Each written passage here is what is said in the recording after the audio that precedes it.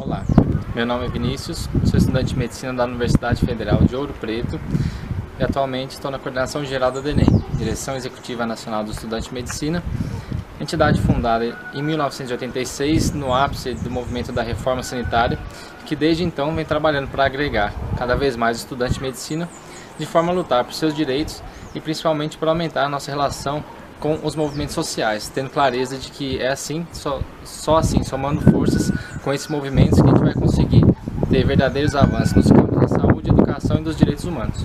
A gente está iniciando uma série de vídeos, alguns temáticos, para tratar principalmente dos últimos assuntos que têm vindo à tona recentemente, durante esse ano principalmente, e esses vídeos vão ter como objetivo auxiliar nas discussões e mesmo na nossa organização enquanto movimento estudantil. Nesse primeiro vídeo vamos falar um pouquinho mais sobre o programa Mais Médicos para Você, Mais Saúde para o Brasil, anunciado há algumas semanas pelo governo federal, Ministério da Educação e Ministério da Saúde. Para a gente debater o tema do Mais Médicos, a gente precisa colocar ele no tempo e espaço e não analisar ele pontualmente como uma medida que vem sem vínculo algum com os últimos momentos que a gente tem tido nos últimos anos.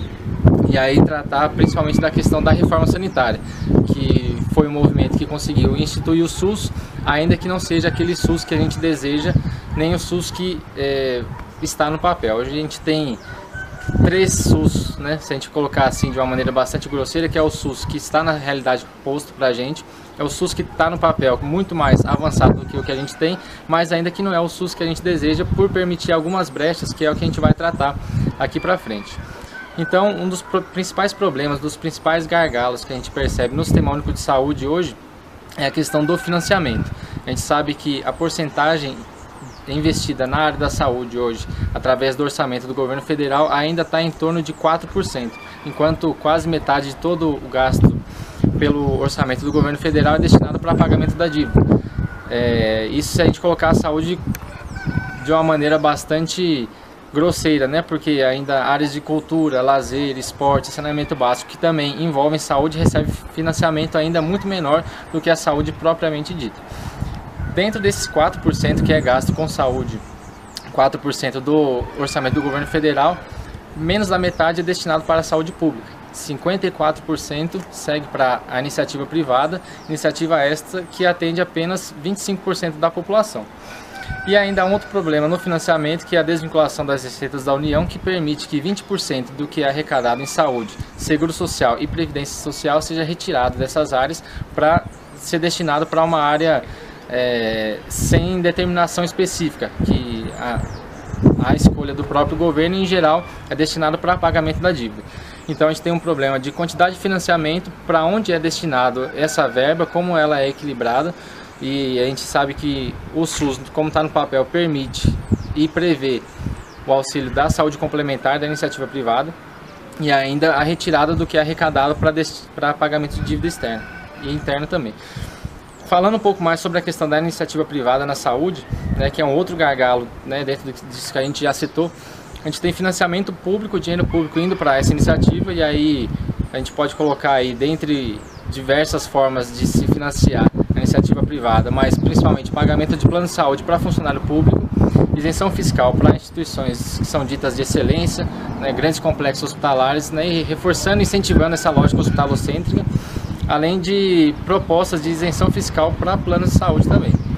Além disso, nos últimos anos a gente vê cada vez mais o avanço das parcerias público-privadas, empresas de caráter público-privada para gerir instituições hospitalares no país. Então a gente tem principalmente aí as organizações sociais, que trazem uma precarização bastante importante do trabalho quando eliminam em grande parte os concursos públicos e contratam os profissionais apenas via CLT. A gente sabe que é um modelo que prevê uma falta de estabilidade e contratações e demissões dos profissionais a partir de critérios bastante escusos, principalmente pautados nas questões das metas.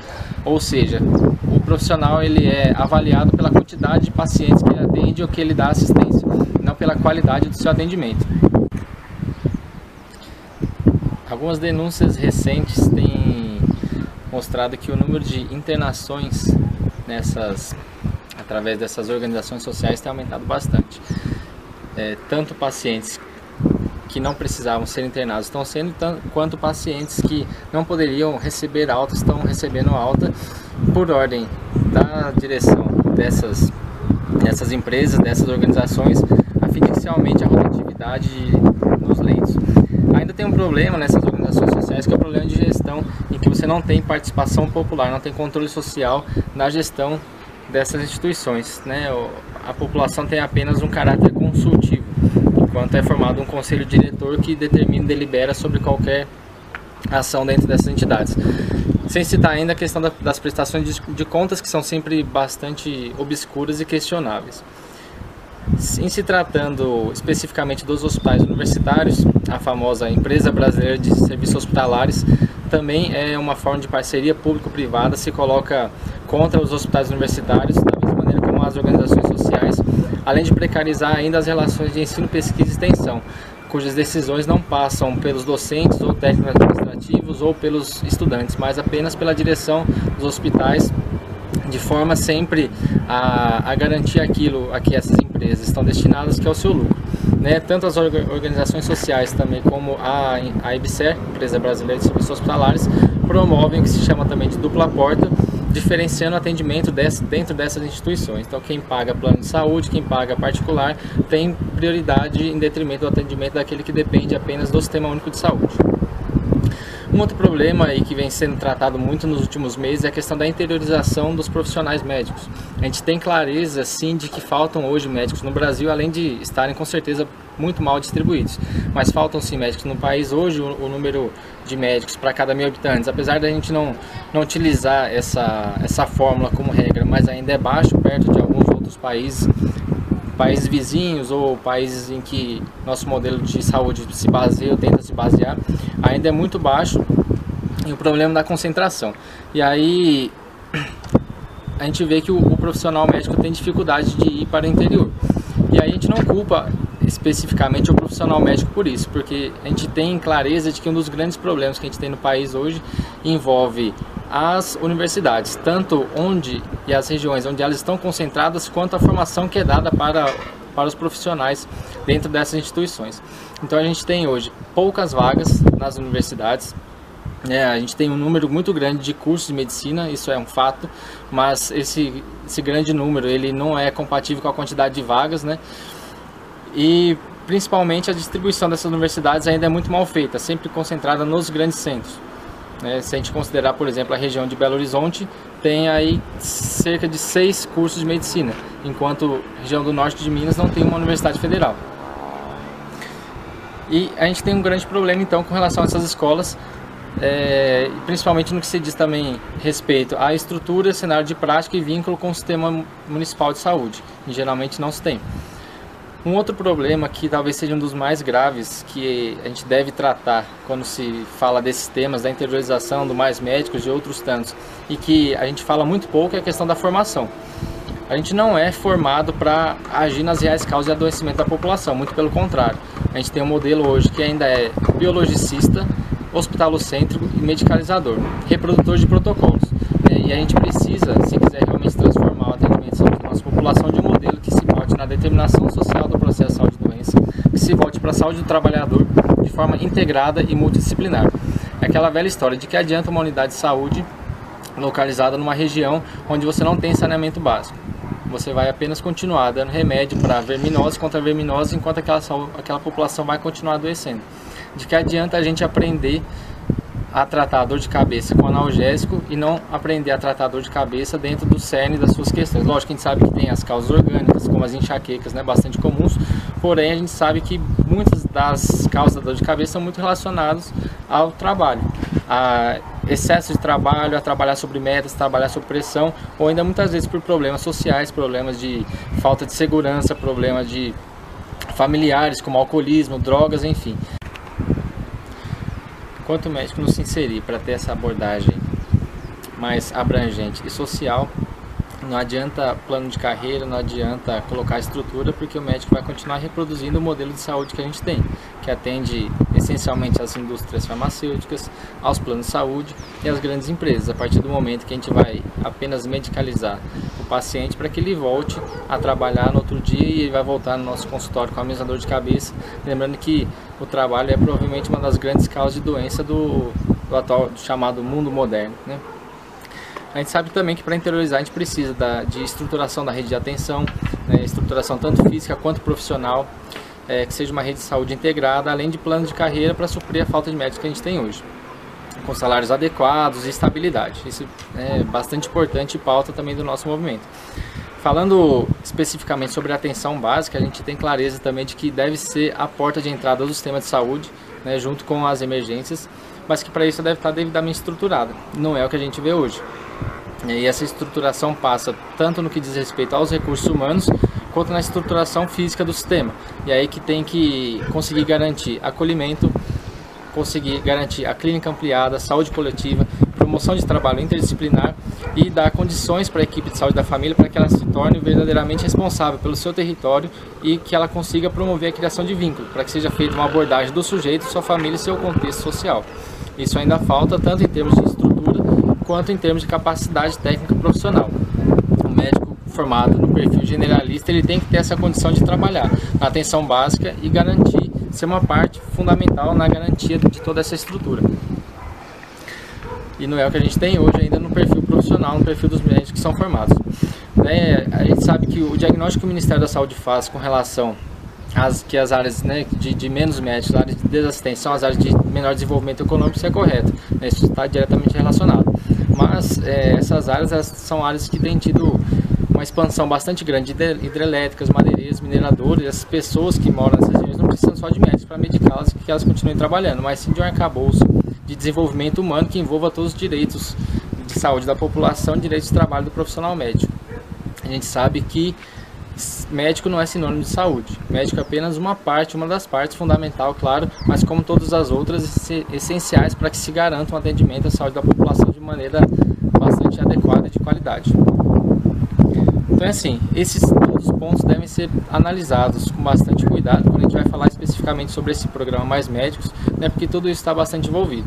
E aí, por esses problemas todos, por toda essa problemática que a gente falou, é que a gente se coloca contra esse programa, que a gente não vê toda essa abordagem sendo feita. É apenas uma inserção de médicos ou construção de unidades para ser colocadas nos interiores, nas periferias das grandes cidades, enquanto as reais causas de saúde, de falta de saúde, né, causas de adoecimento da população não vão ser combatidos. Além disso, né, a gente tem clareza também de que as entidades médicas não têm feito uma defesa adequada em termos de saúde pública, né? As defesas em geral são muito corporativistas e pautam muito mais a questão de carreira e de salário, enquanto a gente sabe que a carreira é importante para interiorizar, o salário é importante para fixar o médico também, com certeza, mas ainda são muito superficiais no que diz respeito ao nosso combate a todo o desmonte que o Sistema Único de Saúde tem sofrido nos últimos anos.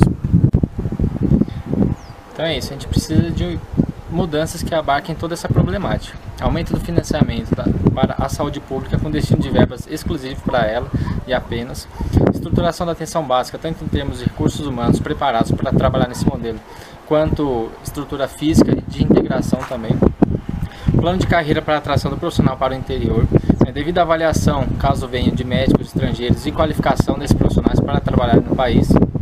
Expansão responsável das universidades públicas, e mudança radical na formação médica, sendo pautada na determinação social do processo de saúde e doença, não no modelo biológico hospitalocêntrico que a gente tem hoje, modelo que a gente rejeita, além de uma rejeição completa e radical da iniciativa privada, sem parcerias público-privadas, sem organizações sociais e sem a empresa brasileira de serviços hospitalares. Como o programa Mais Médicos não prevê a resolução de tudo isso, não prevê a ação direta contra tudo isso que vem vindo, a gente se põe contrário a esse programa. O SUS, de uma maneira geral, nunca teve tão em pauta e a gente precisa sim, de uma mudança bastante estrutural em termos de financiamento e vontade política para resolver os seus problemas. E para isso a gente precisa estar organizado e unido para poder exigir e agir. Por isso que a DENEM convida todos os estudantes de medicina a se articularem cada vez mais com os seus centros e diretórios acadêmicos, que são as entidades legalmente representativas dos estudantes e onde a gente pode somar as forças para poder agir e conseguir avançar em termos de saúde e educação no nosso país. Além disso, a DENEM põe à disposição dos estudantes de medicina toda a sua estrutura, seus coordenadores e toda a sua sede para a gente poder articular cada vez mais uma luta bastante efetiva, tanto a nível local quanto nacional. A gente reitera que os grandes passos de luta, né, e aí parece que essas questões de financiamento, tudo, são bastante novas, mas grandes passos de luta, que são os fóruns populares de saúde, a Frente Nacional contra a Privatização da Saúde, tem lutado já há muito tempo contra isso, contra a Empresa Brasileira de Serviços Hospitalares, contra as organizações sociais e por maior financiamento para a saúde pública. Isso é uma luta antiga que a gente tem que somar força cada vez mais, principalmente nesses meses em que ela tem vindo mais à tona, nesses meses de movimentações, mobilizações, em que a gente tem uma disponibilidade, disposição muito maior dos estudantes e médicos e de movimentos sociais de uma maneira geral para lutarmos juntos. A Frente Nacional contra a Privatização da Saúde abarca diversas entidades que lutam por esse mesmo fim, por um SUS cada vez mais 100% público, estatal, gratuito, universal de qualidade, e a DENEM é uma das entidades que compõem essa Frente Nacional lutando por tudo isso.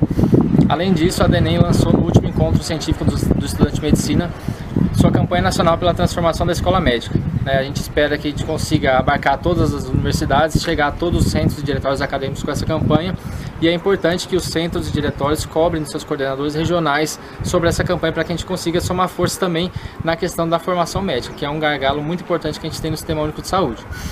A gente lembra também que a DENEM ela possui o que a gente chama de CENEPS, que é o Centro de Estudos e Pesquisa em Educação e Saúde, que é composto por 8 coordenações e que realiza todos os anos seminário. Esse ano vai ser realizado de 4 a 6 de outubro, cujo tema vai ser Educação Médica. E é um espaço importante para a gente debater esse tema também e continuar lutando por melhoria nessa questão. E a gente reitera apenas que a gente não se identifica enquanto classe médica, né? Os médicos são uma categoria. Nossa identificação é enquanto classe trabalhadora, ao lado da qual a gente sempre luta e trabalha. Até a próxima.